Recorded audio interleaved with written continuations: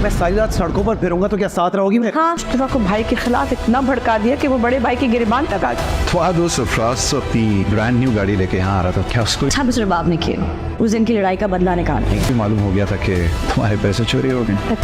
मुस्तफा पहले जैसा नहीं रहा, बदल चुका है वो। कोई पुराना हिसाब किताब चल रहा था तुम्हारा भी। जिस दिन से वो लड़की हमारे घर में आई, कुछ सीधा होता ही नहीं, सब कुछ उलट जा।